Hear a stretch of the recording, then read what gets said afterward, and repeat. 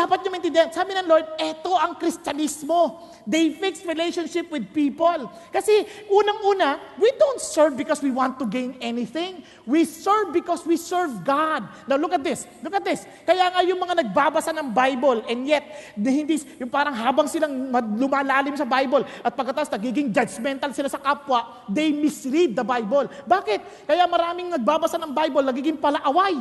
Mali, kasi ang epekto dapat, tingnan nyo, balikan lang natin sandali. Ang epekto on these two commandments depend the whole law and the prophets. The effect must be to love God more and to love our neighbor as we love ourselves.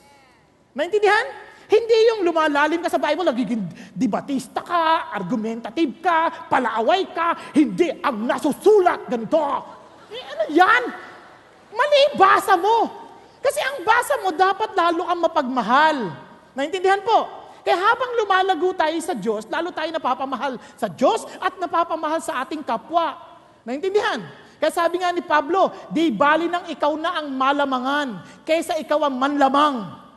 Naintindihan po natin? Kasi the more you learn to know God, the more you trust God. And the more you trust God, the more you're willing to sacrifice to people because you know that your reward does not depend on people but depending on God. Okay po?